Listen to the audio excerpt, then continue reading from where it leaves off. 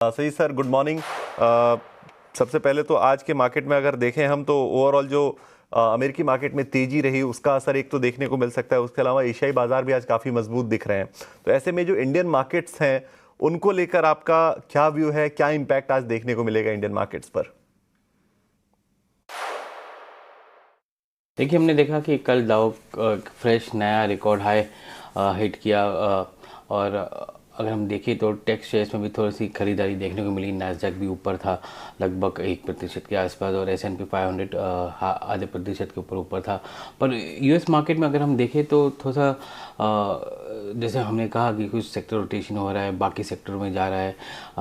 वो वहाँ पर जो इन्वेस्टमेंट है या इन्वेस्टर्स जो है वो बाकी सेक्टर जो अंडर परफॉर्म कर रहे थे या अंडर वेट थे उसमें ख़रीदारी कर रहे हैं। उसके चलते हमने डाउ के नए रिकॉर्ड हाई को देखा।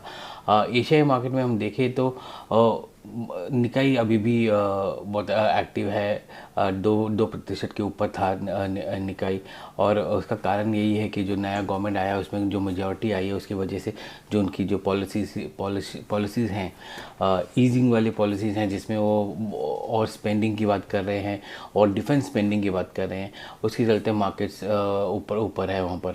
और हमने ये भी देखा कि वहाँ पर डॉलर थोड़ा सा वीक भी हुआ है और येन थोड़ा सा स्ट्रेंथन हुआ है कल के ट्रेड में। और आज सुबह भी येन अगर हम देखें तो 156 के नीचे हैं, तो वहाँ पर वो चल रहा है। और बाकी एशिया मार्केट में एशिया जैसे हैंगसेंग हो गया या शंघाई वो पॉजिटिव ही खुले हैं। बट इसका इम्पैक्ट इंडियन मार्केट में बहुत थोड़ा सा म्यूटेड तरीके से रहेगा। हमने कल देखा कि मार्केट का ऊपर बंद हुए, बट ख़रीदारी जो थी पूरी बैंकिंग शेयर को लेके थी। मार्केट का ब्रेथ जो ओवरऑल ब्रेथ है वो या सेक्टोरल ब्रेथ है, सारे सेक्टर्स में कुछ खरीदारी नहीं दिख रही, कहीं पर बिकवाली दिख रही है। टेक स्टॉक्स भी अभी भी वीक हैं कुछ। और जो हमने कल का जो रैली देखा वो SBI लेड था क्योंकि नंबर्स बहुत अच्छे थे SBI के, और उसके चलते बाकी बैंक शेयरों में भी हमने खरीदारी देखने को मिली, जिसके तहत हमने देखा कि कल FIs जो थे नेट बायस रहे दिन के आखिर में, और DIs भी मार्जिनल बायस रहे थे कल।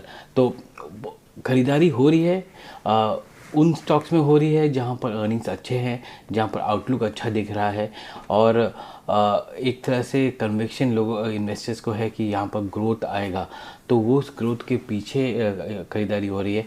वैल्यूएशन अभी भी मार्केट की देखें तो अभी भी 26 अपना निफ्टी जो है 26,000 के नीचे है, 25,900 के आसपास, और वहाँ पर थोड़ी सी रेजिस्टेंस आने की उम्मीद है 26,000 के ऊपर जाने के लिए।